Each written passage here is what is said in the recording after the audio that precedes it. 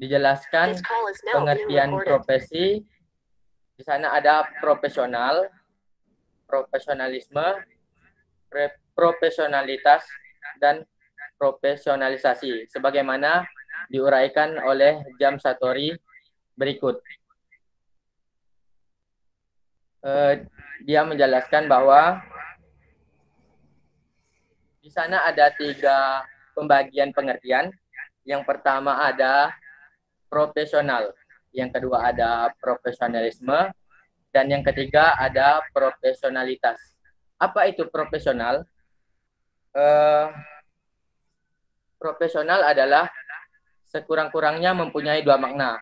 Yang pertama, mengacu kepada sebutan tentang orang yang menyandang suatu profesi.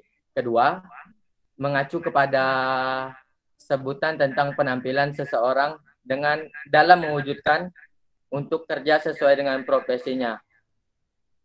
Yang kedua ada profesionalisme. Apa itu profesionalisme?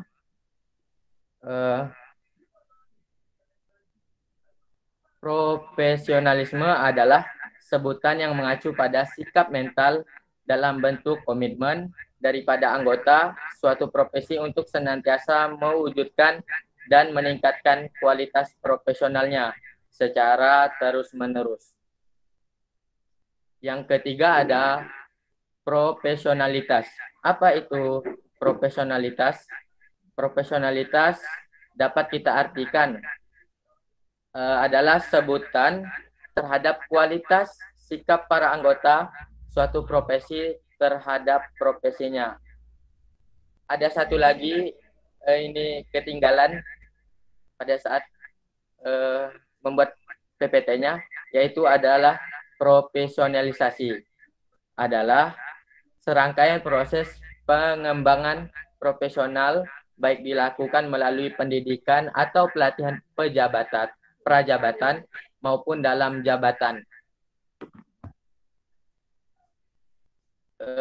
Selanjutnya pokok bahasan materi yang kedua yang akan disampaikan oleh rekan saya Rafi Unisa. Kepadanya saya persilahkan. Baiklah, terima kasih kepada moderator atas kesempatannya. Saya akan melanjutkan materi mengenai pendahuluan ini, yaitu bagian karakteristik profesi. Flexner sebagaimana dikutip Prayitno 2009-466 memaparkan ciri-ciri profesi dalam 6 karakteristik sebagai berikut. Ada keintelektualan, kompetensi profesional yang dipelajari, objek praktek spesifik, komunikasi, motivasi altruistik, dan organisasi profesi. Nah, untuk keintelektualan, kegiatan profesional merupakan pelayanan yang lebih berorientasi mental daripada manusia. Kegiatan yang memerlukan keterampilan fisik lebih memerlukan proses intelektual atau berpikir daripada kegiatan rutin. Nah, untuk yang kedua, kompetensi profesional yang dipelajari. Pelayanan profesional didasarkan pada kompetensi yang tidak diperoleh begitu saja, melainkan kompetensi tersebut diperoleh melalui proses pembelajaran secara intensif. Yang ketiga, ada objek praktek spesifik, yaitu pelayanan suatu profesi tertentu terarah kepada objek praktek spesifik yang tidak ditangani oleh profesi lain. Tiap-tiap profesi menangani objek praktek spesifiknya sendiri. Untuk yang keempat, yaitu komunikasi, segenap aspek pelayanan profesional meliputi objek praktek spesifik profesinya, keilmuan dan teknologinya, kompetensi dari dinamika operasionalnya, aspek hukum dan sosialnya, termasuk kode etik dan atiran kredensialisasi, serta imbalan yang terkait dengan pelaksanaan pelayanannya. Yang kelima, ada motivasi altruistik, yaitu motivasi kerja seseorang profesional bukanlah berorientasi kepada kepentingan dan keuntungan pribadi, melainkan untuk kepentingan keberhasilan, dan kebahagiaan sasaran pelayanan, serta kemaslahatan kehidupan masyarakat pada umumnya. Untuk yang keenam, organisasi profesi. Tenaga profesional dalam profesi yang sama membentuk suatu organisasi profesi untuk mengawasi pelaksanaan tugas-tugas profesional. Saya kembalikan kepada moderator, Pinkan. Terima kasih. Baik, terima kasih kepada Raffi Unisa. Selanjutnya akan dilanjutkan oleh rekan saya, Saudara Ahmad. Kami persilakan.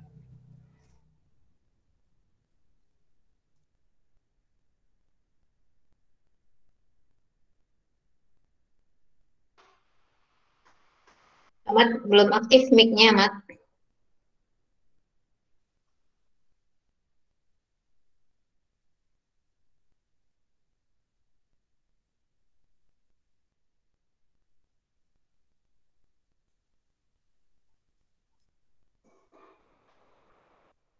Nggak masuk suaranya ya?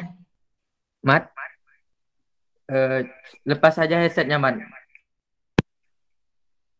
Nah, itu udah ada, Mat. Nah, di ini. Coba, Mat. Handsetnya dekat-dekat, Mat. Halo, udah nih, tadi cabut. Oke. Oke, Silakan, baik. Ahmad. Terima kasih kepada moderator yang sudah mengizinkan saya untuk membaca materi selanjutnya. Di sini saya akan menjelaskan mengenai tenaga kependidikan. Pendidikan dengan bidang pekerjaan dalam mendidik. Kata ini berasal dari kata pendidik, mendapat awalan ke dan berakhir an. Berarti proses atau kegiatan mendidik. Dalam konteks pendidikan di Indonesia, kata pendidikan berarti sama dengan menunjuk kata keguruan dan ilmu pendidikan.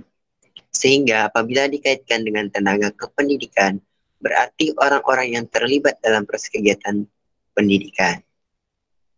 Selanjutnya, tugas pokok tenaga kependidikan, sebagaimana dijelaskan dalam Undang-Undang Republik Indonesia Nomor 20 Tahun 2003 tentang Sistem Pendidikan Nasional, Bab 11 Pasal 39 Ayat 1 disebutkan bahwa tugas pokok tenaga pendidikan adalah melaksanakan administrasi, pengelolaan, pengembangan, pengawasan, dan pelayanan teknis untuk menunjang proses pendidikan pada satuan pendidikan. Next. Selanjutnya mengenai hak dan kewajiban tenaga kependidikan. Hak yang melekat pada diri tenaga pendidikan sebagaimana dipaparkan dalam Undang-Undang Republik Indonesia Nomor 20 Tahun 2003 tentang Sistem Pendidikan Nasional sebagai berikut. Yang pertama itu memperoleh penghasilan dan jaminan kesejahteraan sosial yang pantas dan memadai. Kemudian yang kedua, peroleh penghasilan sesuai dengan tugas dan prestasi kerja. Yang ketiga, memperoleh pembinaan karir sesuai dengan tuntutan pengembangan kualitas. Kemudian yang keempat, memperoleh perlindungan hukum dalam melaksanakan tugas dan hak atas hasil kekayaan intelektual. Kemudian yang kelima, memperoleh kesempatan untuk menggunakan sarana, prasarana, dan fasilitas pendidikan untuk menunjang kelancaran pelaksanaan tugas. Next.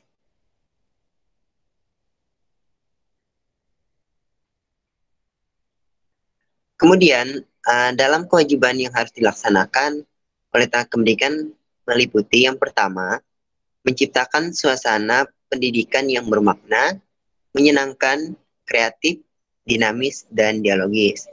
Kemudian yang kedua, mempunyai komitmen secara profesional untuk meningkatkan mutu pendidikan.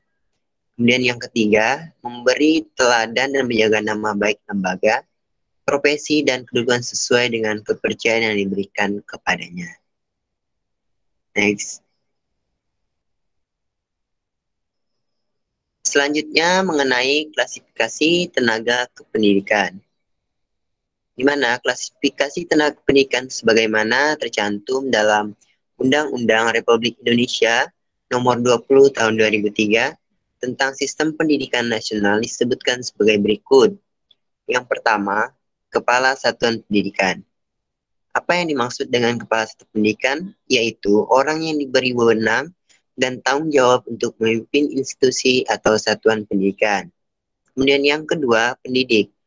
Pendidik merupakan tenaga kependidikan yang berpartisipasi dalam penyelenggaraan pendidikan dengan tugas khusus sebagai profesi pendidik. Kemudian selanjutnya, tenaga kependidikan lainnya. Yang dimaksud dengan tenaga pendidikan lainnya adalah orang yang berpartisipasi dalam penyelenggaraan pendidikan pada satuan pendidikan atau institusi walaupun tidak secara langsung terlibat dalam proses pendidikan. Selanjutnya, materi yang terakhir mengenai tujuan adanya profesi. Adanya profesi pasti memiliki tujuan. Yang pertama, untuk menjunjung tinggi martabat profesi. Kemudian yang kedua, untuk menjaga dan memelihara kesejahteraan para anggota. Yang ketiga, untuk meningkatkan pengabdian para anggota profesi. Yang keempat, untuk meningkatkan mutu profesi. Dan yang kelima, untuk meningkatkan organisasi. Mungkin sekian penjabaran dari saya kembalikan ke moderator. Terima kasih. Baiklah, terima kasih saya ucapkan kepada rekan saya, Saudara Ahmad. Untuk presentasi pada materi pertama, yaitu pendahuluan, telah kami sampaikan. Selanjutnya, kami akan membuka sesi diskusi atau sesi pertanyaan. Izin Bu, untuk sesi ini dibuka berapa pertanyaan ya Bu? Boleh maksimal 3 ya. Baik, pada sesi ini kami akan membuka 3 pertanyaan kepada kelompok yang ingin bertanya. Kami persilahkan.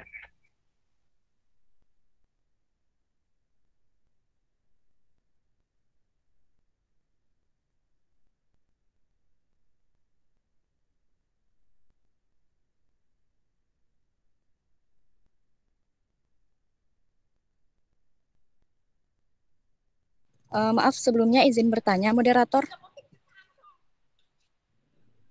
Baik, silahkan Dea.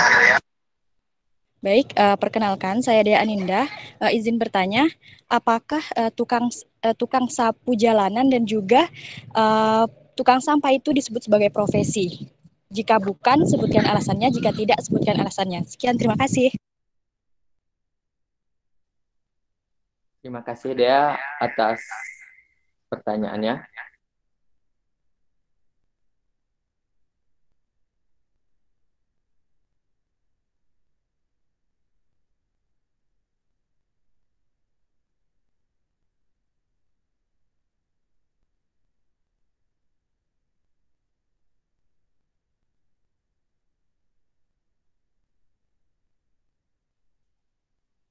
Kepada kelompok yang ingin bertanya, kami persilahkan.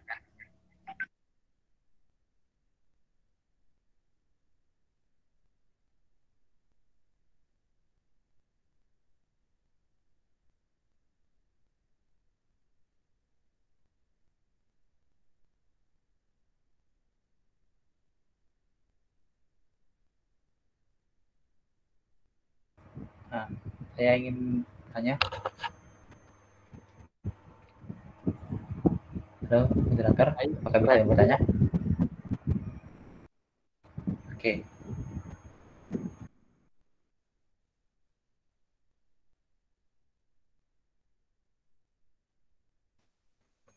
Saya ingin bertanya. Kan tentunya ada hak dan kewajiban dari tenaga kependidikan. Apalagi hal tersebut kan sudah diatur dalam Undang-Undang Republik Indonesia nomor 20 tahun 2003 tentang sistem pendidikan nasional. Nah, menurut dari kelompok kalian, apakah hak dan kewajiban dari seorang tenaga kependidikan di Indonesia ini apakah sudah terpenuhi? Jika sudah, alasannya apa? Jika pun tidak, itu alasan apa? Ya, sertakan gimana ya, dengan fakta-fakta yang ada gitu.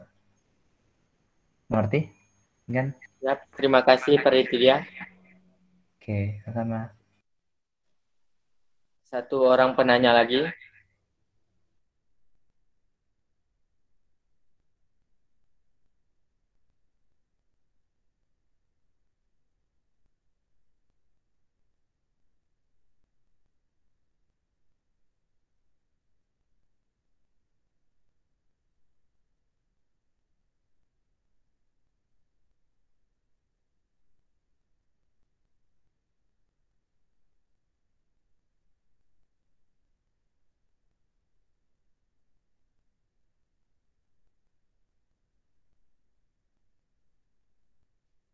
Masih ada satu kesempatan untuk bertanya.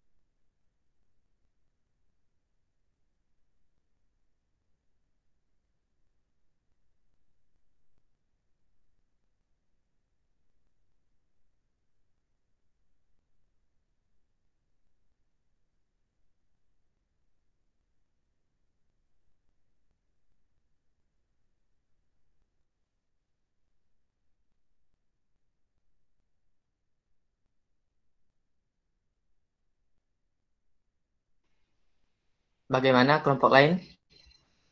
Izin bertanya. Baik, silahkan Irene. Baiklah, sebelumnya perkenalkan saya Irene Yudelistra. Saya ingin bertanya, apa saja tantangan pendidik di masa kini dan bagaimana cara pendidik mengualitaskan diri di tengah tantangan-tantangan tersebut?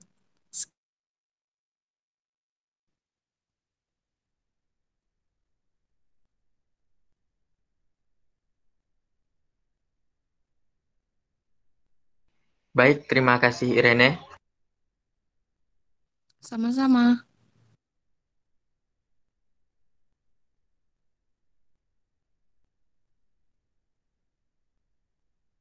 Baiklah, Uni.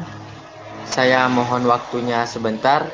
Kami ingin melakukan diskusi untuk menjawab pertanyaan dari Dea Aninda, Praditya, dan Irene.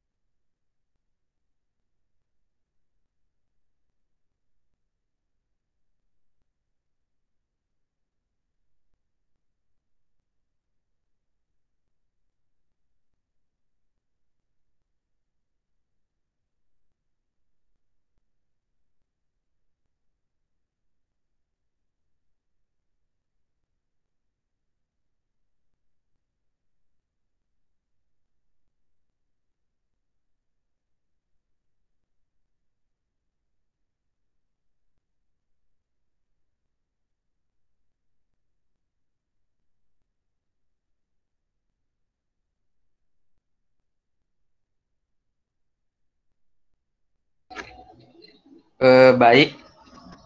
Apakah suara saya kedengaran? Terdengar, Pinkan. Kedengaran. Bingkan. Sambil menunggu teman-teman saya untuk berdiskusi, saya akan mencoba untuk menjawab pertanyaan pertama dari Dea Aninda. Untuk pertanyaan Dea, apakah tukang sapu jalanan merupakan suatu profesi?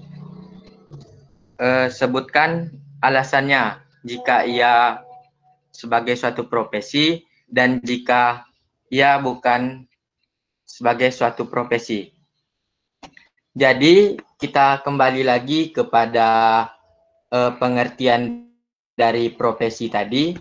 Pengertian profesi adalah pekerjaan yang dilandasi oleh pendidikan keahlian, keterampilan, dan kejujuran. Dalam profesi ini harus memiliki kepandaian khusus dalam menjalankannya dan menempuh suatu pendidikan untuk mendapatkan gelar profesi tersebut. Maka ada rangkaian panjang untuk profesi tersebut. Jadi untuk tukang sapu jalanan itu bukan merupakan sebuah profesi khusus. Maksudnya tukang sapu jalanan bukan sebuah profesi karena siapa saja bisa menjadi tukang sapu jalanan. Karena tukang sapu jalanan tidak memerlukan pendidikan untuk kita dapat kerja di situ. Dapat diartikan bahwa tukang sapu jalanan dapat dikatakan sebagai pekerjaan. Mengapa disebut dengan pekerjaan? Karena tukang sapu jalanan dilaksanakan untuk memenuhi kebutuhan hidup. Mungkin itu yang dapat saya jelaskan. Apakah kurang jelas, Dea? Oke, jawabannya udah jelas banget. Ya, terima kasih. Oke, terima kasih kepada Dea yang telah bertanya. Kami masih mendiskusikan untuk jawaban dari pertanyaan Praditya dan Irene. Mohon ditunggu lagi ya, teman-teman. Terima kasih.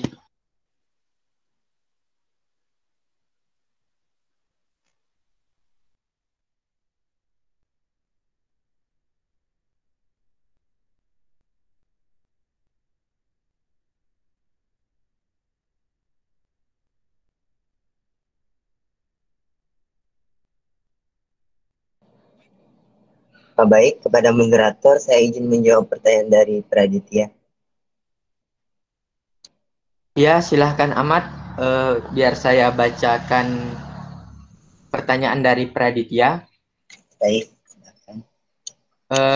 Apakah hak dan kewajiban tenaga pendidik di Indonesia sudah terpenuhi? Jika sudah, berikan alasannya, dan jika belum, juga berikan alasannya. Oke. Baik, di sini saya akan menjawab pertanyaan dari Praditya. Sebelumnya saya mengucapkan terima kasih kepada moderator dan kepada penanya.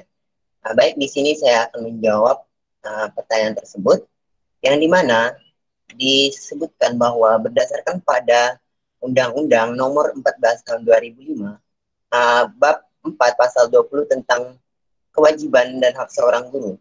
Secara umum, guru yang ada di Indonesia sudah menjalankan hak dan kewajiban sesuai dengan amanat undang-undang.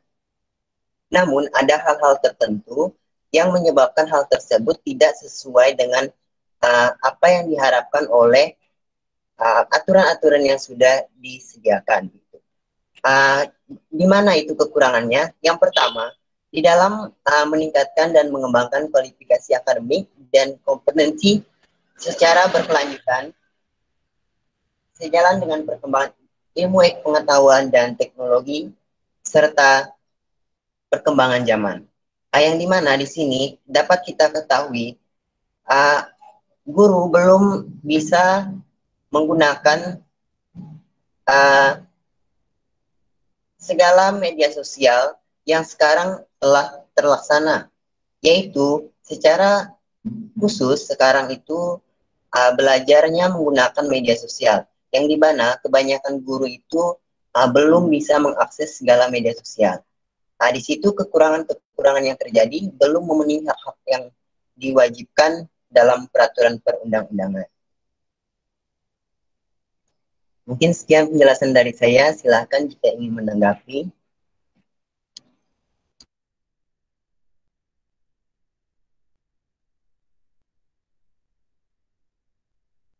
Sedikit menambahkan untuk jawaban dari rekan saya Ahmad, untuk hak dan apakah hak tenaga pendidik di Indonesia sudah terpenuhi, kita berkaca pada zaman sekarang masih banyak guru-guru yang mohon maaf katanya di pelosok daerah masih kurang sejahtera. Mengapa dikatakan kurang sejahtera?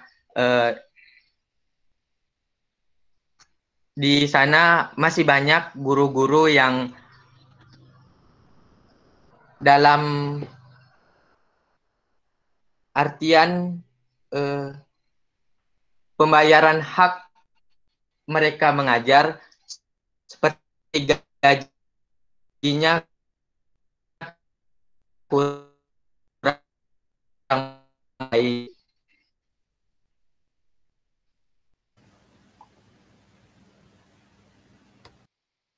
Itu adalah salah satu contoh guru yang belum terpenuhi. Banyak guru-guru yang belum mendapat kesejahteraan. Mungkin itu saja. Apakah jawaban dari kelompok kami sudah jelas, Pak Raditya?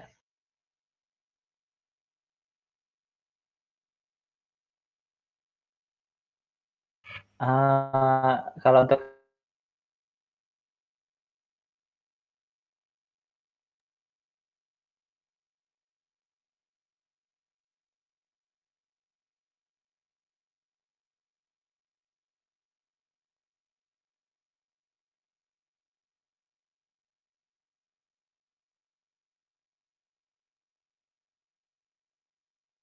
Bagaimana Pak Raditya?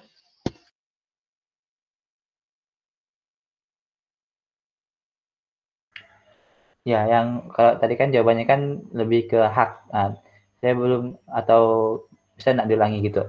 Yang tentang kewajiban dari seorang tenaga pendidikan apakah sudah terlaksanakan dengan baik atau tidak? Karena tadi itu kan misalnya jawaban dari Ahmad dan jawaban dari Pingkan kan itu mencontohkan hak kan, sedangkan kita kan tidak hanya memiliki hak tapi juga memiliki kewajiban.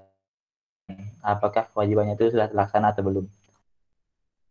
Baik, Preditya, mungkin kami tadi masih kurang dalam jawabannya. Mohon ditunggu sebentar.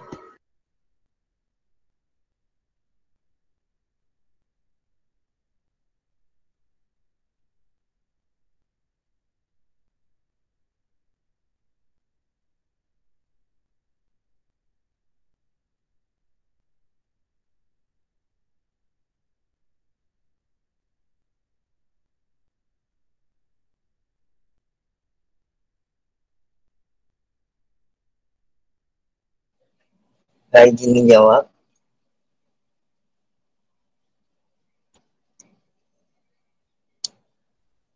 Halo, izin menjawab moderator. Ya, silahkan Ahmad. Oke, baik, saya akan menjawab dari panitia mengenai kewajiban. Yang dimana tadi juga sudah saya sebutkan, itu menurut Undang-Undang Nomor 14 Tahun 2005, dalam bab 4 pasal 20 tentang kewajiban seorang guru, secara umum, guru yang ada di Indonesia sudah menjalankan kewajiban-kewajibannya sesuai dengan amanat undang-undang. Berarti secara umum, undang-undang kewajiban itu sudah terpenuhi. Namun ada hal tertentu yang masih memproses gitu. Masih meningkatkan atau mengembangkan kualifikasi dari masing-masing pengajar itu atau masing-masing guru tersebut. Mungkin sekian. Apakah ada yang perlu lagi? Saya persilahkan. Sedikit menambahkan lagi dari Ahmad. Mungkin sebagian besar dari tenaga pendidik di Indonesia sudah melaksanakan kewajibannya berdasarkan undang-undang tersebut. Barangkali ada guru-guru yang masih belum melaksanakan kewajibannya dengan alasan-alasan tertentu. Mungkin mereka masih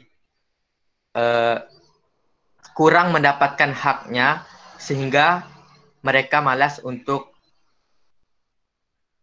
melaksanakan kewajiban mereka. Mungkin itu saja, Praditya. Apakah sudah jelas? Oke, sudah jelas. Terima kasih kelompok 1. Terima kasih moderator. Siap, terima kasih Praditya yang telah sedia untuk bertanya.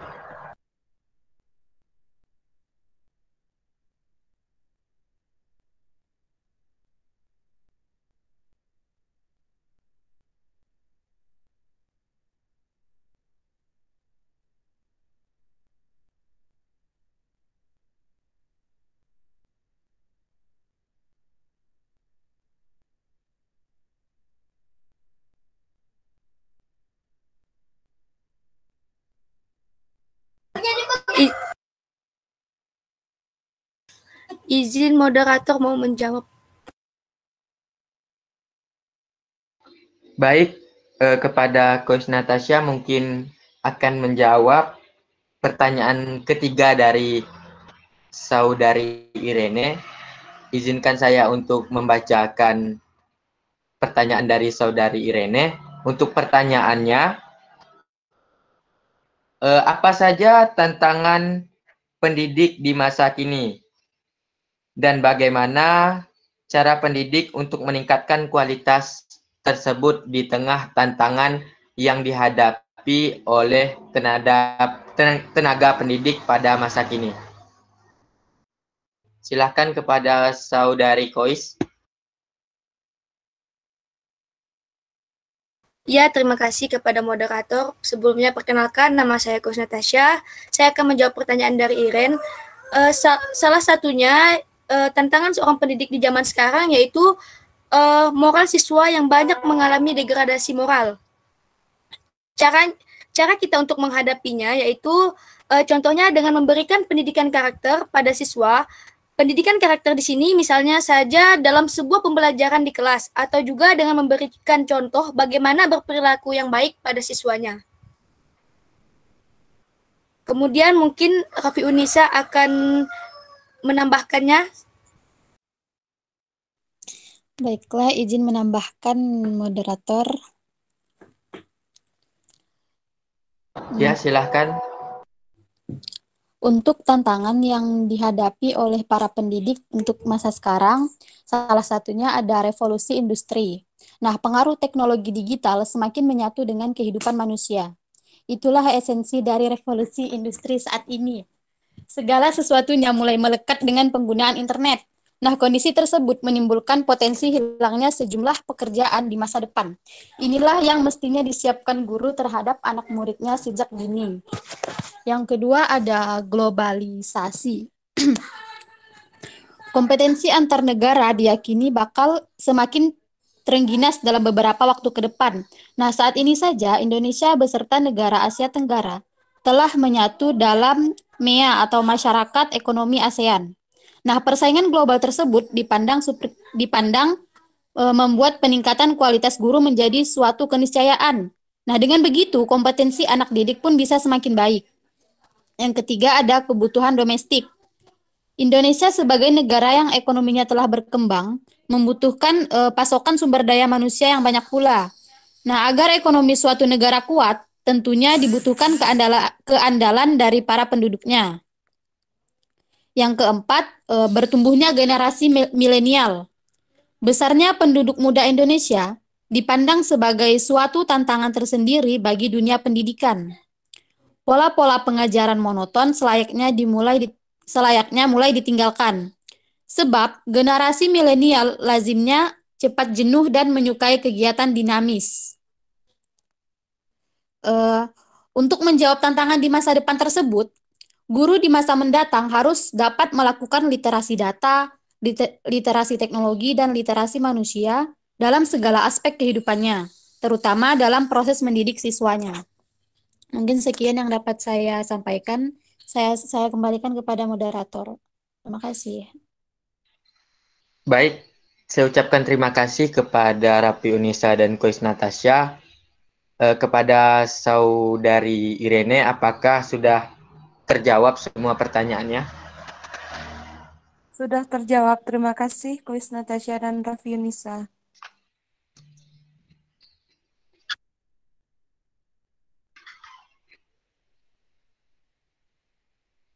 Baik, Bu. Mungkin untuk sesi ini sudah selesai untuk dijawab. Apa kita langsung masuk ke pembahasan materi kedua, Bu? Ya, silakan. Nanti ini ya, notulenya siapa di kelompok 1? Nanti kami rekap, Bu. Ada kami diskusikan di grup tadi, Bu. Oke. Silakan langsung ke materi kedua. Baik, Bu. Saya prepare dulu ya, Bu.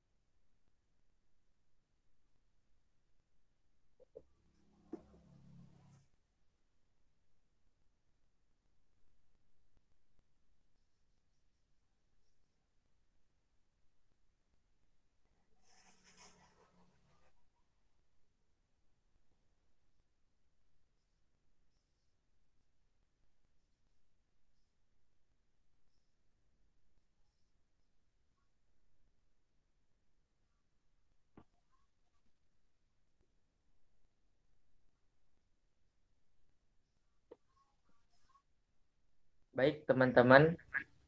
Untuk sesi pertama tadi sudah kita lalui dengan membahas materi yang pertama, yaitu pendahuluan. Selanjutnya, kita akan membahas materi pembahasan yang kedua, yaitu materi tentang guru. Adapun untuk materinya akan disampaikan oleh Saudari Kois.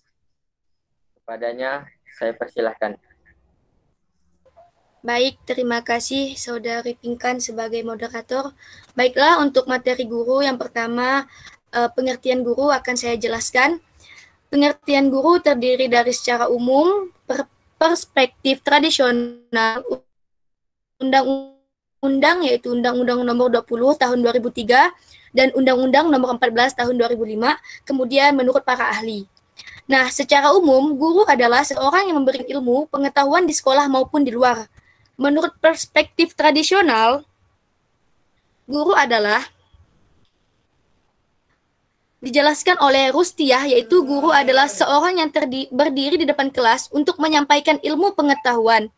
Namun, saat ini terjadi perluasan makna guru dari hanya sekedar penyampai ilmu pengetahuan kepada hal-hal yang lebih manusiawi, sebagaimana dijelaskan oleh Uno yang dikutip Aditya dan Wulandari pada tahun 2011. Bahwa guru adalah orang dewasa yang secara sadar bertanggung jawab dalam mendidik, mengajar, dan membimbing peserta didik. Oleh karena itu, guru memiliki peran kunci dalam peningkatan mutu pendidikan dan mereka berada di titik sentral dari setiap usaha reformasi pendidikan yang diarahkan pada perubahan-perubahan kualitatif. Kemudian, pengertian guru menurut Undang-Undang Nomor 20 Tahun 2003 adalah guru atau tenaga pendidik menurut Undang-Undang Nomor 20 Tahun 2003, Sistem Pendidikan Nasional Pasal 39 Ayat 2 tentang tenaga kependidikan dinyatakan bahwa pendidik merupakan tenaga profesional yang bertugas merencanakan dan melaksanakan proses pembelajaran, menilai hasil belajar, melakukan bimbingan dan pelatihan, serta melakukan penelitian dan pengabdian kepada masyarakat. Kemudian, guru menurut Undang-Undang Nomor 14 Tahun 2005, yaitu guru adalah pendidik profesional dengan tugas utama mendidik, mengajar, membimbing, mengarahkan, melatih, menilai, dan mengevaluasi peserta didik pada pendidikan anak usia dini, jalur pendidikan formal, pendidikan dasar, dan pendidikan menengah. Hal ini sejalan dengan pendapat dan penjelasan dari Pidarta pada tahun 1997 bahwa guru dan dosen adalah pejabat profesional sebab mereka diberi tunjangan profesional. Next. Kemudian pada poin B ini adalah peran dan fungsi guru. Peran dan fungsi guru berpengaruh terhadap pelaksanaan pendidikan dalam pembelajaran. Secara khusus, dalam pembelajaran guru mempunyai peran dan fungsi untuk mendorong, membimbing, dan memfasilitasi siswa untuk belajar. Ki Hajar Dewantara menegaskan pentingnya peran dan fungsi dalam pendidikan dengan ungkapan Ingarso Sung Tulada, berarti guru berada di depan memberi teladan, Ing Madya Mangun Karsa berarti guru berada di tengah menciptakan peluang untuk berprakarsa, dan Tut Wuri Handayani berarti guru dari belakang memberikan dorongan dan arahan. Adapun peran dan fungsi guru menurut Ki Hajar Dewantara adalah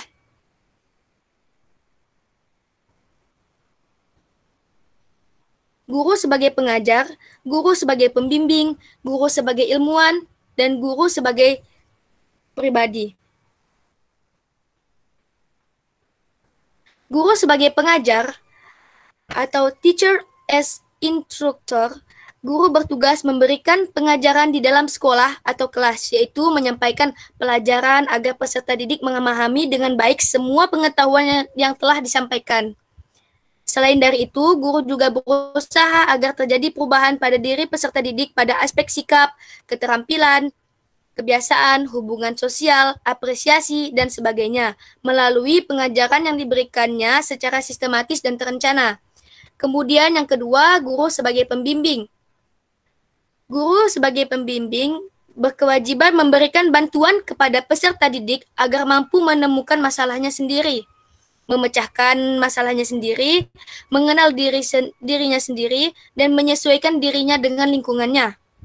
Peserta didik membutuhkan guru dalam hal mengatasi kesulitan-kesulitan pribadi, kesulitan pendidikan, kesulitan memilih pekerjaan, kesulitan dalam hubungan sosial, dan interpersonal. Karena itu, setiap guru perlu memahami dengan baik tentang teknik bimbingan kelompok, penyuluhan individual, teknik mengumpulkan keterangan, teknik evaluasi, dan psikologi belajar. Yang ketiga, guru sebagai ilmuwan. Guru dipandang sebagai orang yang paling berpengetahuan. Guru bukan saja berkewajiban untuk menyampaikan pengetahuan yang dimiliki kepada peserta didik, tetapi juga berkewajiban mengembangkan pengetahuan dan terus-menerus memupuk pengetahuan yang telah dimilikinya. Pengetahuan dan teknologi saat ini berkembang dengan pesat. Guru harus mengikuti dan menyesuaikan diri dengan perkembangan tersebut. Banyak cara yang dapat dilakukan, misalnya belajar sendiri, mengadakan penelitian, mengikuti pelatihan, menulis buku, menulis karya ilmiah, sehingga perannya sebagai ilmuwan terlaksana dengan baik. Yang keempat, guru sebagai pribadi. Guru sebagai pribadi, setiap guru harus memiliki sifat-sifat yang disenangi oleh peserta didiknya, oleh orang tua dan masyarakat. Sifat-sifat itu sangat diperlukan agar dapat melaksanakan pengajaran secara efektif. Karena itu wajib bagi guru berusaha untuk memupuk sifat-sifat pribadinya sendiri dan mengembangkan sifat-sifat pribadi yang disenangi oleh orang lain. Kemudian, peran dan fungsi guru menurut Mulyasa pada tahun 2017, terdapat 5 peran fungsi guru, yaitu sebagai pendidik dan pengajar, sebagai anggota masyarakat, sebagai pemimpin, sebagai administrator, dan sebagai pengelola pembelajaran. Guru sebagai pendidik dan pengajar.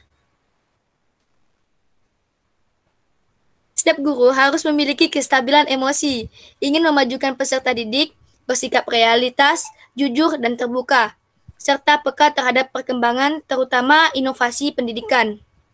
Untuk mencapai semua itu, guru harus memiliki pengetahuan yang luas, menguasai berbagai jenis bahan pembelajaran, menguasai teori dan praktik pendidikan, serta menguasai kurikulum dan metodologi pembelajaran.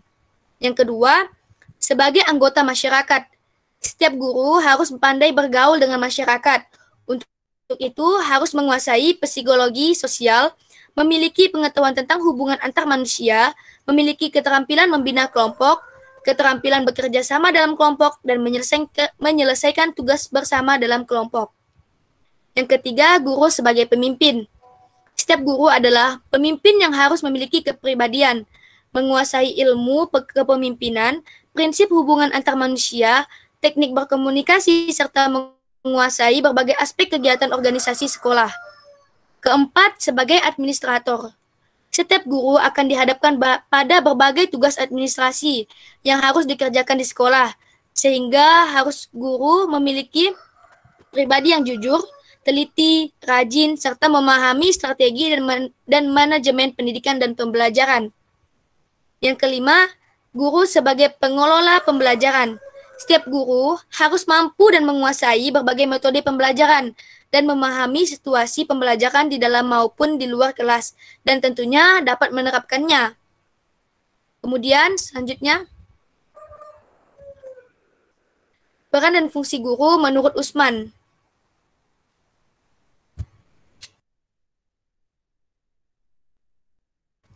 Peran dan fungsi guru menurut Usman ada 5. Yang pertama, guru sebagai demonstrator, guru sebagai pengelola kelas, guru sebagai mediator dan fasilitator, guru sebagai evaluator, dan guru sebagai administrator.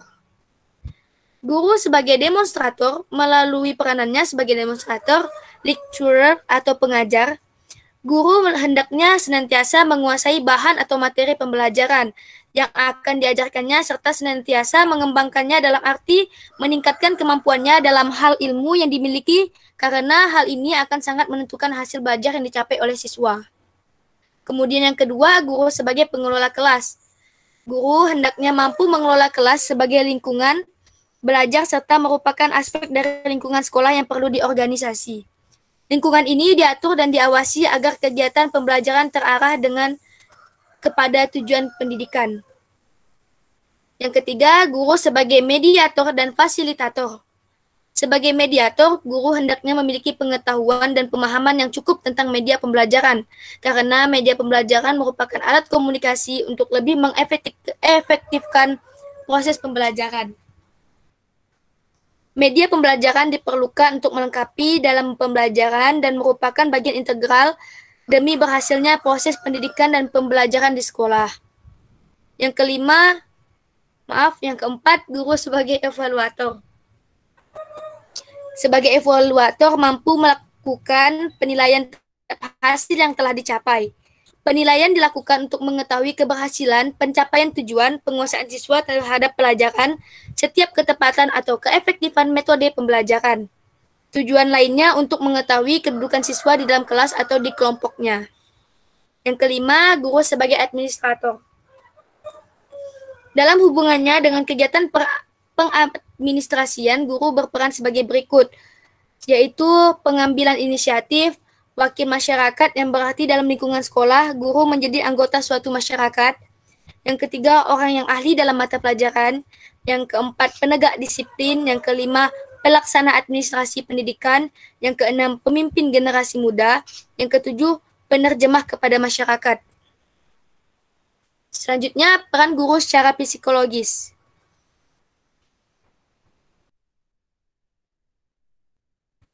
Peran guru secara psikologis, yang pertama, ahli psikologi, yaitu petugas psikologi dalam pendidikan yang melaksanakan tugasnya atas dasar prinsip-prinsip psikologi, khususnya psikologi perkembangan peserta didik.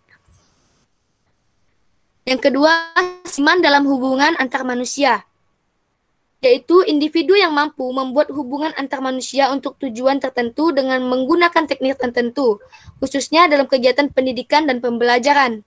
Yang ketiga, pembentuk kelompok. Pembentuk kelompok sebagai jalan atau alat dalam kependidikan dan pembelajaran.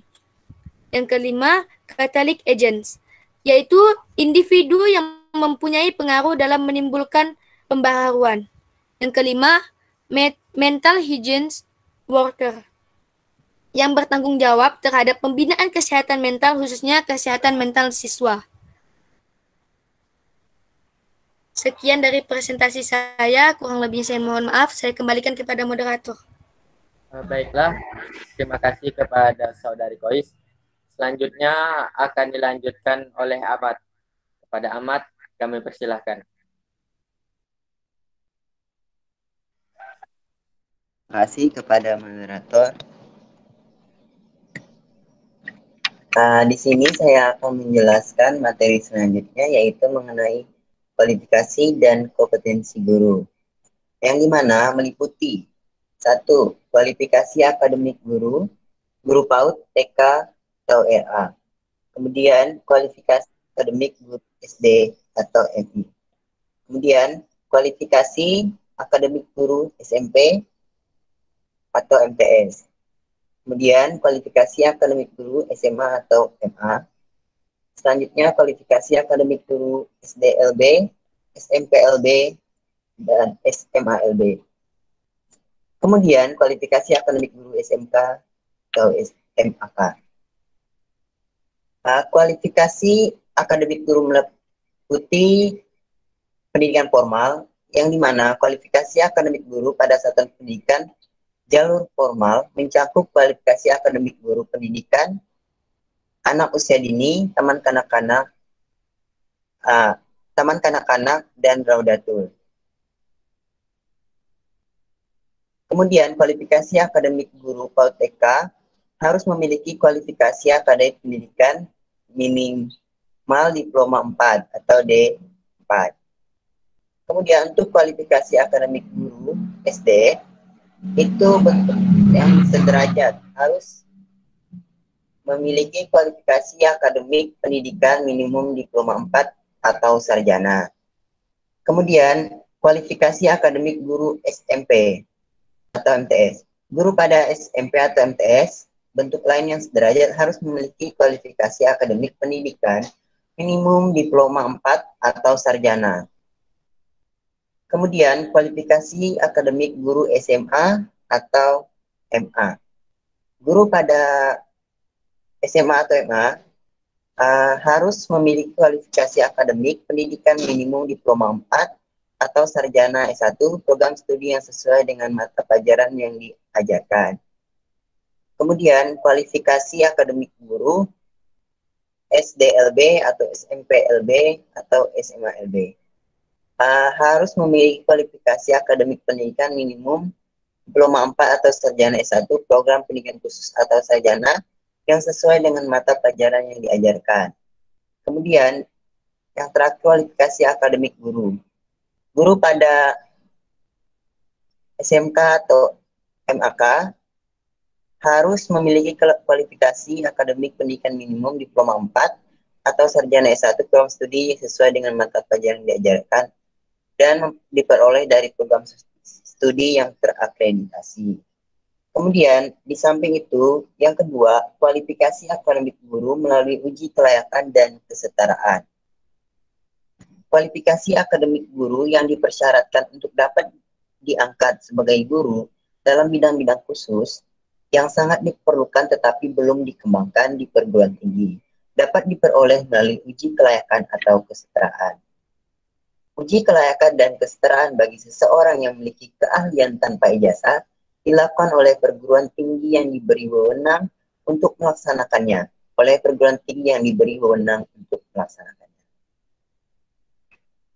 Next.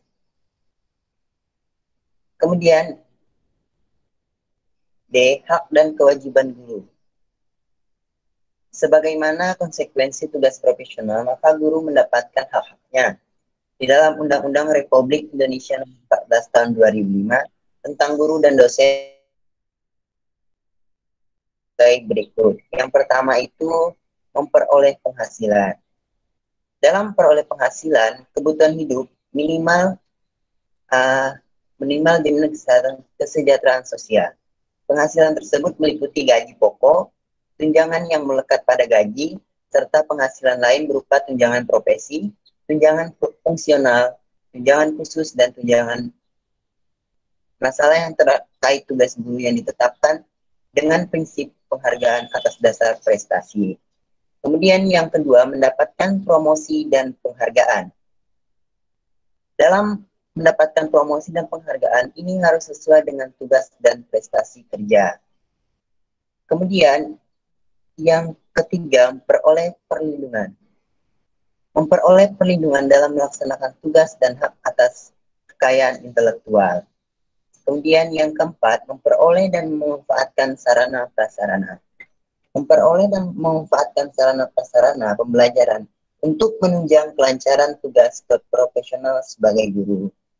Kemudian yang kelima, memiliki kebebasan dalam memberikan penilaian dan ikut menentukan kelulusan, penghargaan, sanksi kepada peserta didik sesuai dengan kaidah pendidikan, kode etik guru, dan peraturan perundang-undangan. Kemudian yang keenam, memperoleh rasa aman dan jaminan keselamatan dalam melaksanakan tugas.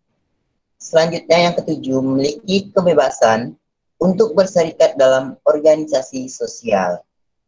Kemudian yang kedelapan, memperoleh kesempatan, di mana di sini harus memiliki kesempatan untuk berperan dalam menentukan kebijakan dalam proses pendidikan. Kemudian yang kesembilan, memperoleh pelatihan. Dalam kesempatan ini, guru dapat mengembangkan dan meningkatkan kualifikasi akademik dan kompetensi. Next.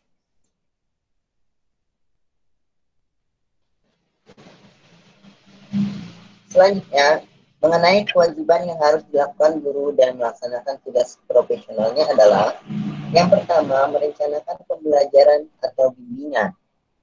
Nah, dalam melaksanakan pembelajaran atau bimbingan yang bermutu, menilai dan mengevaluasi hasil pekerjaan bimbingan, serta guru dapat melaksanakan pembelajaran terhadap peserta didik. Kemudian, yang kedua, meningkatkan dan mengembangkan kualifikasi akademik dan kompetensi. Di dalam mengembangkan kualifikasi akademik dan kompetensi secara berkelanjutan, sejalan dengan perkembangan ilmu pengetahuan teknologi maupun seni. Selanjutnya yang ketiga, bertindak objektif dan tidak diskriminatif. Dalam hal ini, guru bertindak objektif dan tidak diskriminatif atas pertimbangan jenis kelamin, agama, suku, ras, dan kondisi fisik tertentu, latar belakang, keluarga, dan status sosial ekonomi peserta didik dalam pembelajaran. Kemudian yang terakhir, memelihara dan mengukuh persatuan dan kesatuan bangsa. Oke, materi selanjutnya mengenai jabatan dan pangkat guru. Nah, di dalam Peraturan Menteri Negara Pendayagunaan Aparatur Negara dan Reformasi Birokrasi Nomor 16 Tahun 2009, diatur jenjang jabatan pangkat fungsional guru. Jenjang jabatan fungsional guru dari yang terendah sampai dengan yang tertinggi. Yang pertama itu guru pertama. Yang dimaksud dengan guru pertama meliputi penata muda atau golongan ruang 3A, kemudian penata muda tingkat 1 golongan ruang 3B. Selanjutnya guru muda. Dalam guru muda meliputi penata golongan ruang 3C. Selanjutnya penata tingkat 1 golongan ruang 3D. Yang ketiga, guru madya. Meliputi pembinaan golongan ruang 4A dan pembinaan tingkat 1 golongan ruang 4B. Selanjutnya, guru utama yang meliputi pembinaan utama madya golongan ruang 4D. Secara yuridis formal, guru memang merupakan jabatan profesi karena guru dilihat dari sisi pendidikan. Maka seorang guru atau calon guru harus melalui pendidikan di lembaga pendidikan seperti FKIP, STKIP, atau universitas yang mendapat perluasan mandat untuk menghasilkan tenaga pendidik dan non-tenaga pendidik seperti universitas. Mungkin sekian penjabaran dari saya ucapkan terima kasih dan saya kembalikan kepada moderator. Baiklah, saya ucapkan terima kasih kepada Ahmad yang telah menyampaikan materi. Demikianlah presentasi materi kedua tentang guru dari kelompok kami. Untuk pada sesi kedua ini, kami membuka 3 pertanyaan kepada kelompok yang ingin bertanya. Kepada kelompok yang ingin bertanya, kami persilahkan.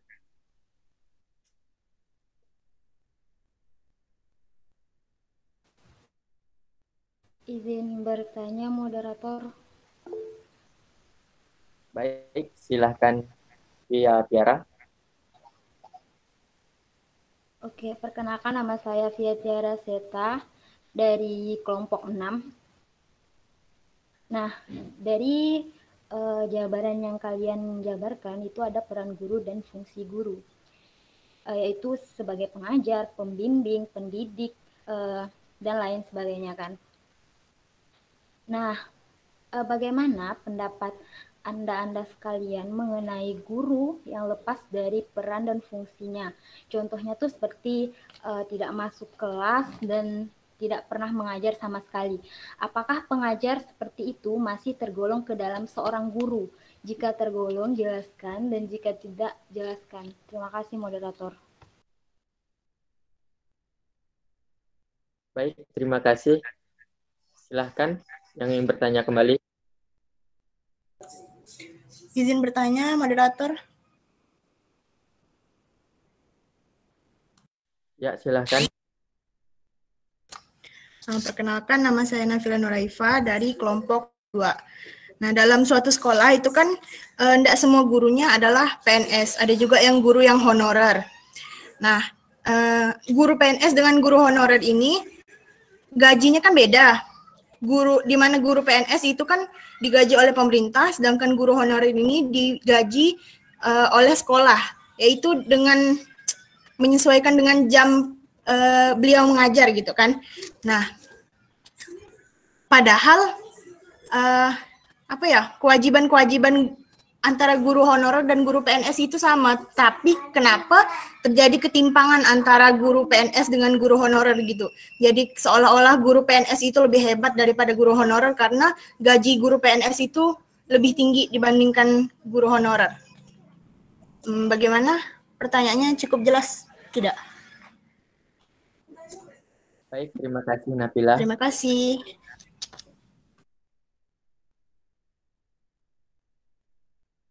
Baik, Edma tadi mengangkat tangan.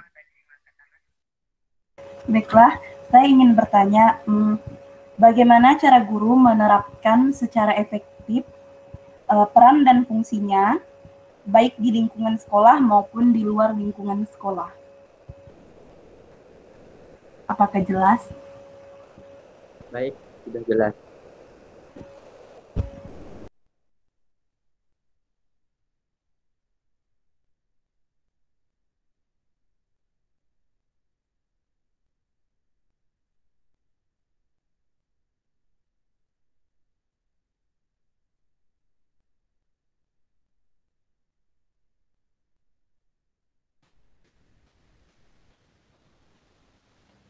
Baiklah, kami akan mendiskusikan jawaban dari kelompok kami.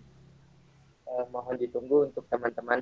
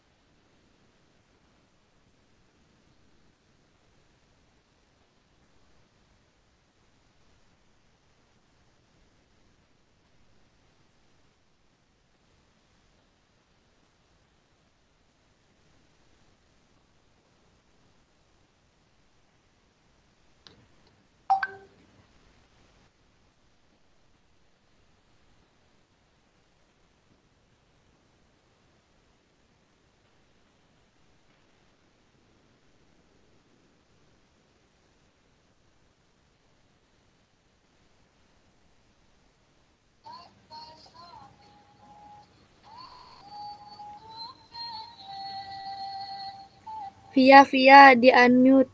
Di mute.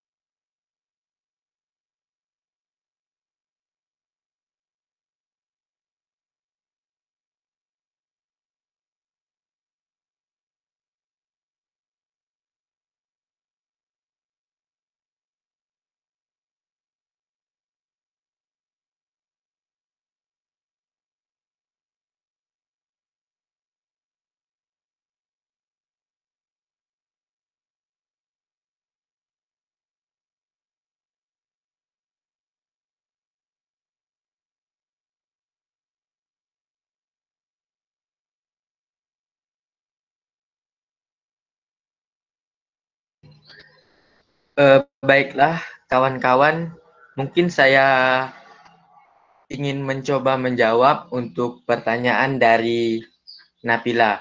Dari penjelasan Napila yang panjang lebar tadi, mungkin kesimpulan dari pertanyaannya adalah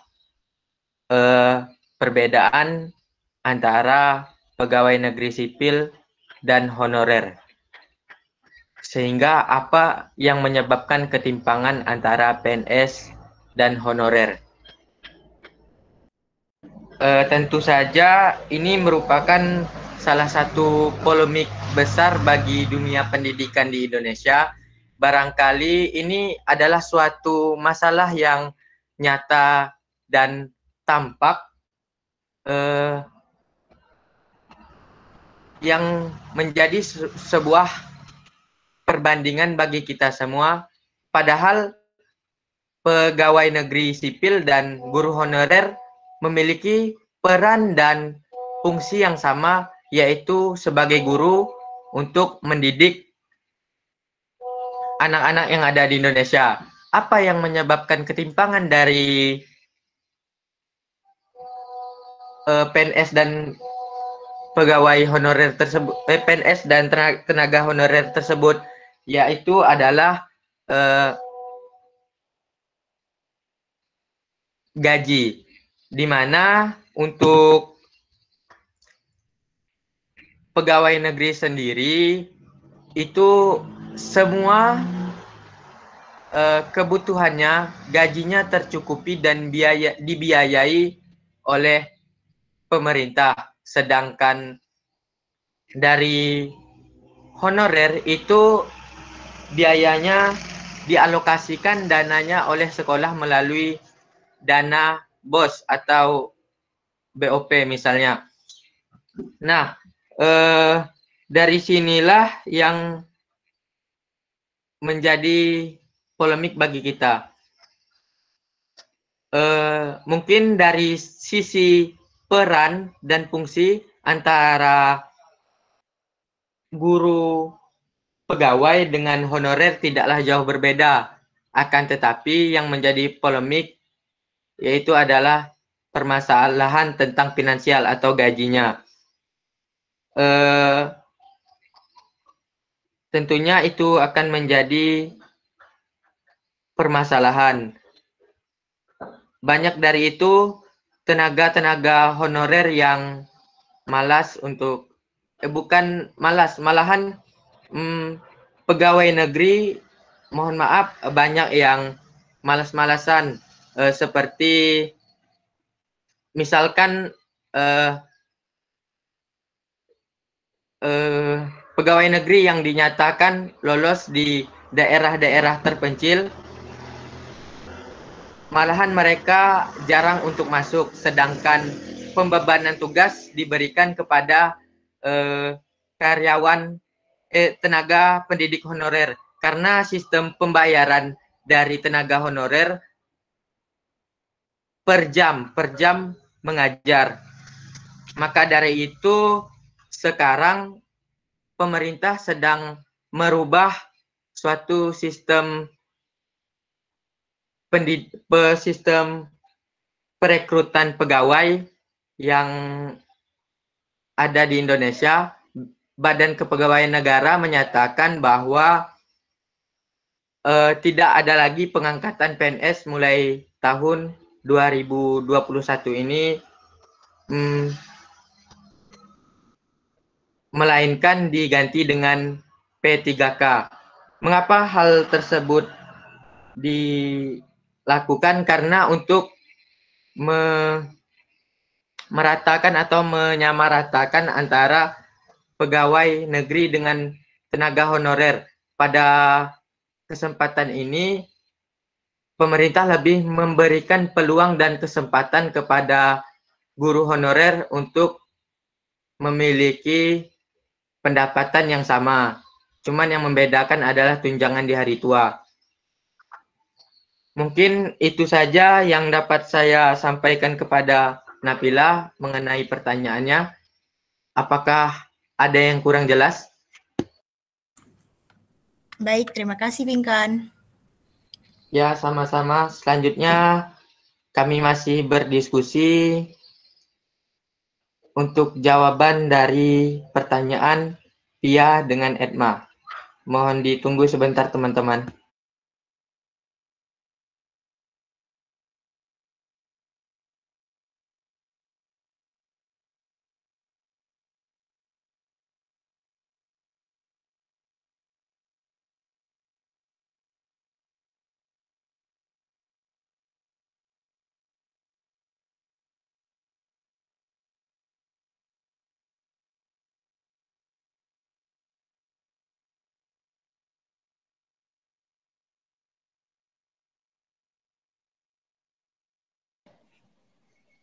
Ingin menjawab moderator?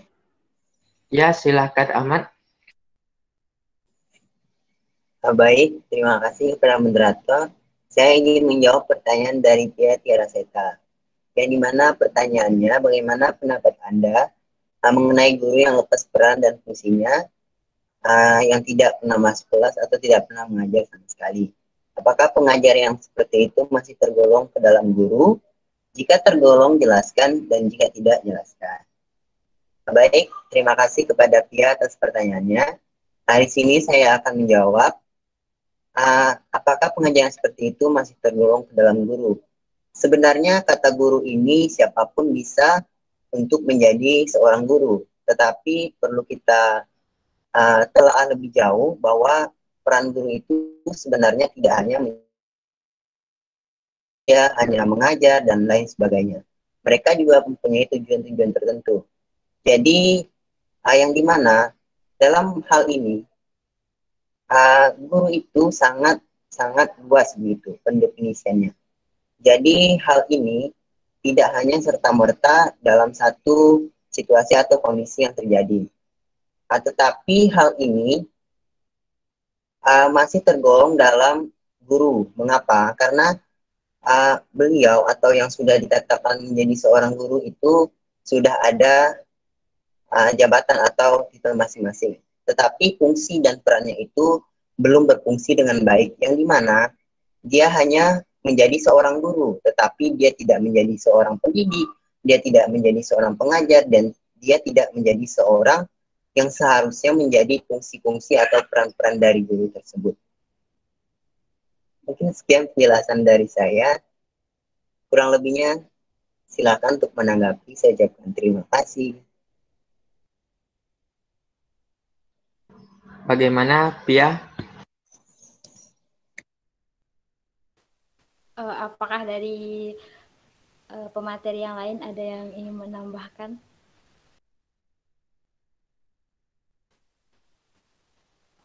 kurang jelas dikit. Baik, mungkin saya ingin menambahkan.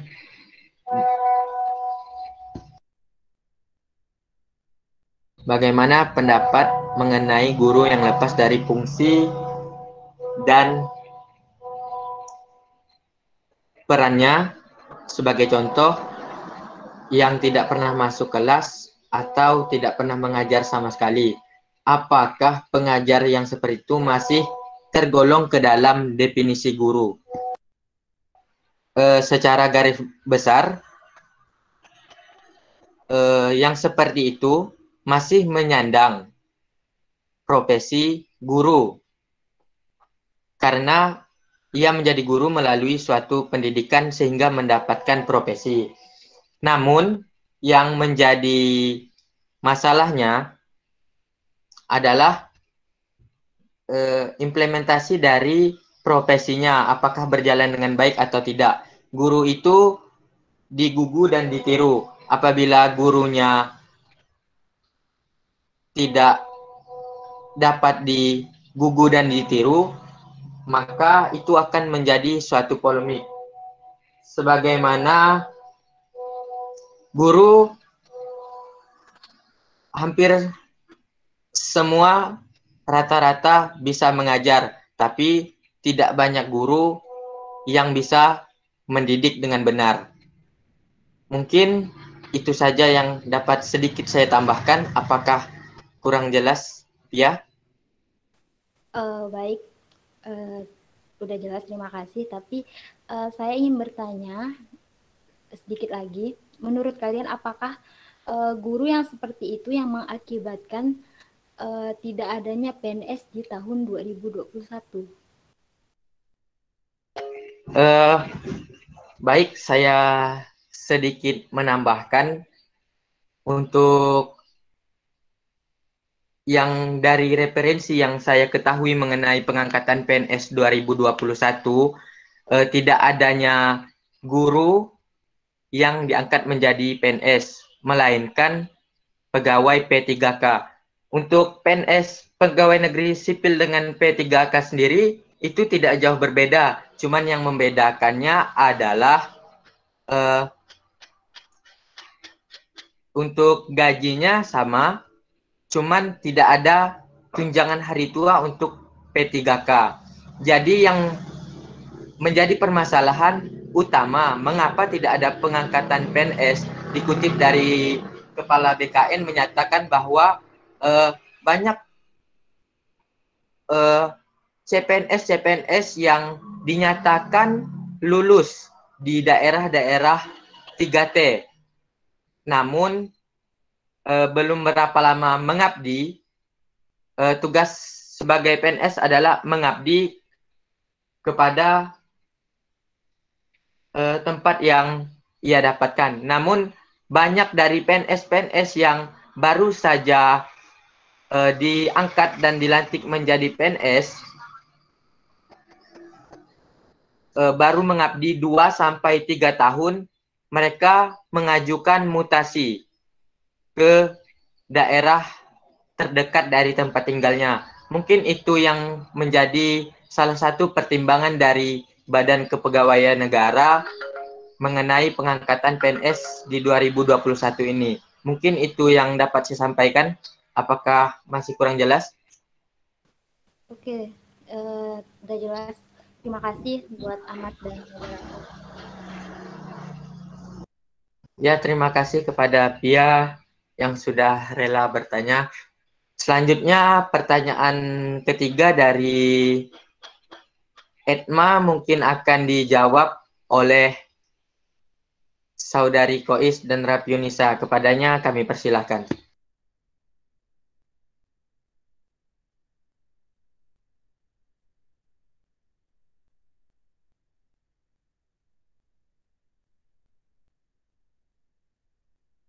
Baiklah, untuk Saudari Edma, pertanyaannya bagaimana guru menerapkan secara efektif peran dan fungsinya di luar dan dalam sekolah?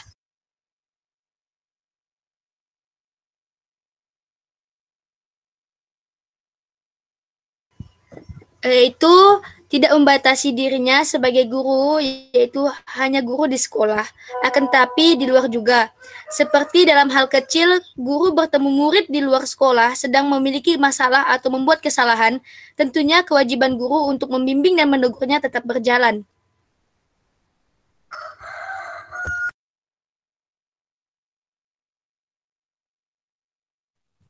Izin menambahkan, untuk peranan guru di dalam sekolah maupun di luar sekolah, peranan guru terhadap murid-muridnya merupakan peran vital dari sekian banyak peran yang harus ia jalani. Nah, jika di sekolah, sebagai seorang guru, ia adalah seorang yang patut diteladani oleh siswa-siswanya. Perannya di sekolah dapat mengajari siswa dan mendidik siswa-siswanya. Nah, selain di sekolah, dalam masyarakat, guru juga bisa menjadi pemimpin yang menjadi panutan atau teladan serta contoh bagi masyarakat sekitar. Nah, mereka-mereka ini adalah pemegang norma dan nilai-nilai yang harus dijaga dan dilaksanakan. Bagaimana, Etma?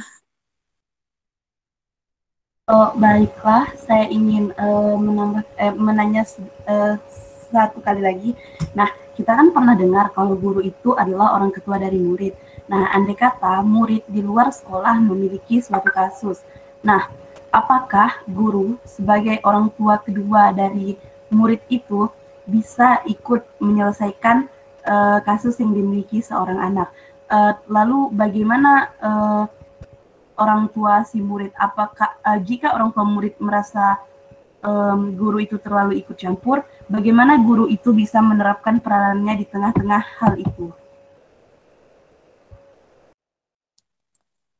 Itu kasusnya tuh kasus di dalam sekolah atau di luar sekolah ya, Etma? Di luar sekolah. Izin menambahkan ya, mungkin kalau kasusnya itu di luar sekolah, guru itu tidak bisa masuk campur dalam urusan itu karena guru sebagai orang tua kedua itu sebagai istilah jika seorang siswa itu berada di sekolah. Nah, jika seorang siswa berada di luar sekolah dan dia memiliki kasus tersendiri, mungkin itu termasuk urusan orang tuanya, bukan urusan guru lagi. Nah, berkaitan dengan peran guru di luar dari sekolah tadi, itu hanya sebatas apa ya, sebagai panutan atau teladan gitu, bukan sebagai seseorang yang harus dan mutlak gitu harus ikut campur mengenai urusan seorang siswa atau siswa yang lainnya gitu. Mungkin sekian. Bagaimana, Itma? Bagaimana jika karena kasus tersebut si anak berhenti sekolah, ingin berhenti sekolah atau tidak mau melanjutkan sekolahnya, bagaimana guru menangani hal tersebut? Ingin menambahkan kembali, mungkin di situ harus diadakan komunikasi antara guru dan orang tua siswa tersebut. Sama-sama mencari jalan keluar bagaimana kemauan seorang siswa tersebut, dan kalau bisa dikoordinasikan kembali antara orang tua, siswa, dan guru tersebut, agar seorang siswa itu tidak berhenti sekolah dan bisa menyelesaikan masalah tersebut.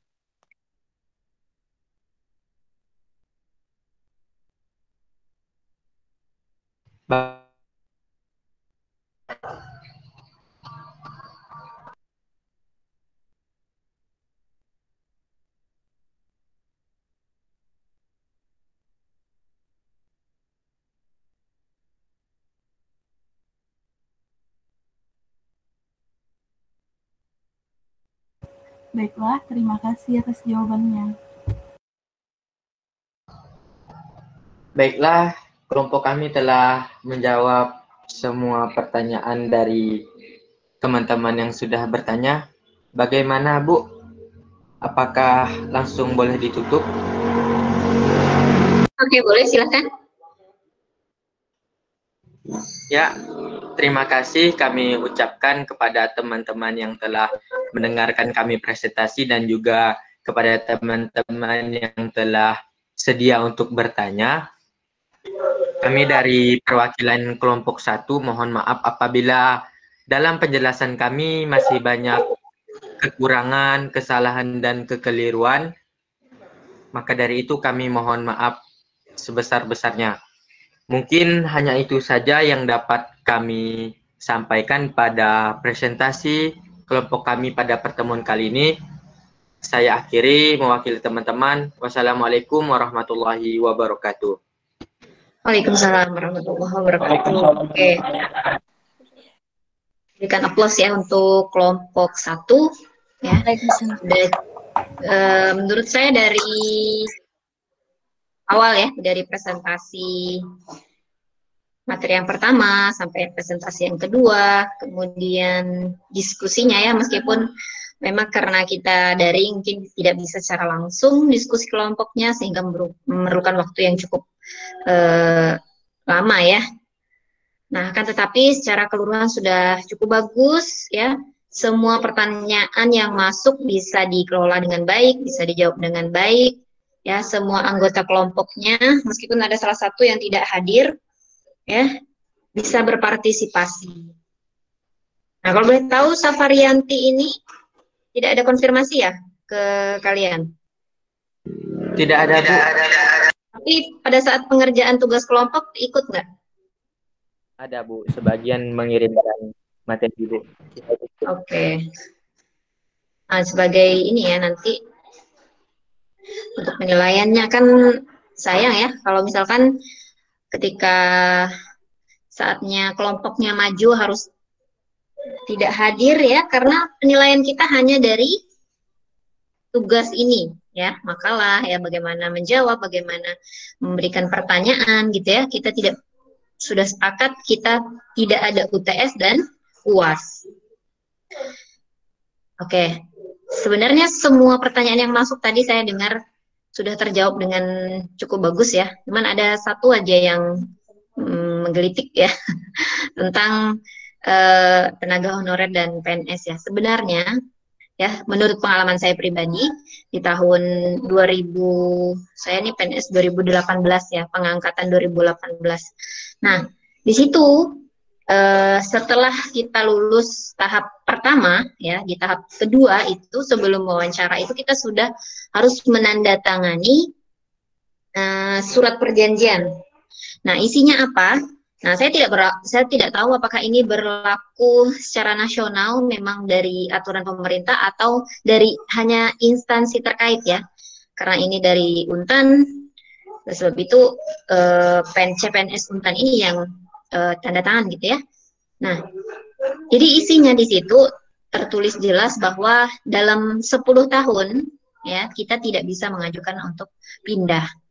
Nah, mungkin ini adalah salah satu solusi ya untuk instansi-instansi yang sebelum-sebelumnya mungkin ASN-nya itu tidak bekerja secara maksimal.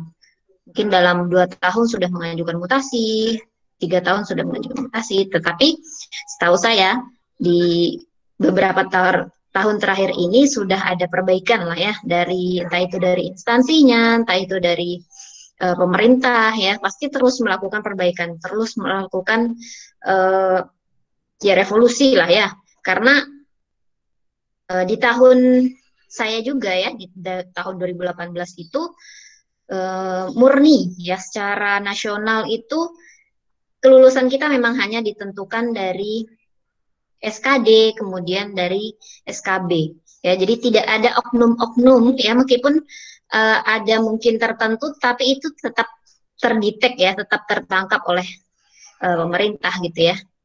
Nah, itu adalah bentuk revolusi yang dilakukan oleh pemerintah ya, terutama BKN. Nah, kemudian untuk tadi kalau misalkan guru honorer kemudian guru yang PNS gitu ya, bedanya kesejahteraannya itu ya yang diberikan. Nah, oleh sebab itu memang benar ya dari pernyataan Pinkan tadi, pemerintah juga pasti terus melakukan perbaikan ya. Salah satunya itu dengan rekrutmen melalui jalur P3K. Ini difokuskan untuk tenaga honorer. Nah ya, nah bedanya kita dengan di Jepang ya, kalau salah saya, kalau di sana guru itu sangat dihargai dan dijamin kesejahteraan hidupnya. Ya, tetapi untuk menjadi seorang guru itu sangat sulit. Nah, bedanya dengan kita ya, menjadi guru ya, meskipun memang kalau ASN harus dengan berbagai tes gitu ya. Tetapi kalau honorer ya sudah, misalkan ada lowongan kita bisa masuk gitu ya, meskipun kualifikasinya tidak sejalan dengan ini kompetensi akademik kita, misalkan dia lulusan apa, mengajar apa gitu ya. Nah, seperti itu. Tapi kesejahteraan hidupnya ya tidak terjamin. Nah, ya jadi itu. Tapi itu tetap dilakukan ya, perbaikan-perbaikan lah ya, dengan adanya aturan-aturan yang terbaru seperti itu. Nah, harapannya nih teman-teman nih ya, kan calon guru ya, harapannya nanti bisa mengajar ya sesuai dengan bidang akademiknya. Jadi kalau misalkan ini adalah SPD, Sarjana Pendidikan Kimia, nanti bisa terjun di SMA ya. Kemudian kalaupun bisa lanjut, bisa langsung S2 ya, bisa juga daftar di perguruan tinggi seperti itu ya. Dengan syarat bisa harus linear ya. Jadi sarjana pendidikan kemudian lanjut ke magister pendidikan di pendidikan kimia seperti itu. Nah, kemudian apa lagi ya tadi ya pertanyaannya? Ada lagi yang belum terjawab? Saya rasa sudah semuanya ya. Ya, sekali lagi terima kasih ya untuk kelompok 1A ya. Saya ingin komentar dari PPT-nya. Untuk materi 1 dan 2 ya sudah cukup bagus, sudah dilengkapi dengan Permendikbud ya, tidak terfokus hanya dari literatur buku atau e-book yang diberikan oleh Pak Lukman. Ya, itu juga saya kemarin komentari di kelas A2 ya, ini A1 ya. Nah, karena kita punya gitu literatur utama gitu ya, dari permen-permen itu yang harus dijadikan rujukan juga. Nah, jadi tidak serta-merta hanya berdasarkan literatur buku ya, karena ini profesi itu sudah diatur sedemikian rupa gitu ya dalam Permendikbud ataupun undang-undang. Nah, seperti itu. Kemudian untuk rujukan yang lain juga sudah disebutkan ya, ditampilkan di PowerPoint-nya. Meskipun tidak semuanya ada tahun ininya ya, kutipannya mungkin hanya dari Mulyasa, saya baca kilas tadi ya, tetapi tidak ada tahun ininya, jadi cara mengutipnya mungkin yang perlu diperbaiki ya, seperti itu. Mungkin itu saja ya untuk pertemuan kali ini. Saya rasa ini sudah cukup bagus sih presentasinya ya, jadi bisa jadi contoh untuk presentasi selanjutnya ya. Jadi apa yang ditampilkan di PowerPoint adalah poin-poin saja, bukan power text ya. Jadi tidak perlu dijelaskan semuanya, dituliskan semuanya di PowerPoint, tapi cukup poin-poinnya saja, kemudian kalian kembangkan sendiri penjelasannya. Ya, seperti itu. Oke, kita akhiri pertemuan hari ini ya. Terima kasih atas partisipasinya ya. Jadi bentuk penghargaan kalian terhadap teman-teman yang presentasi adalah dengan bertanya ya. Jadi tidak menyanyiakan kesempatan untuk bertanya ya. Nah, selain dapat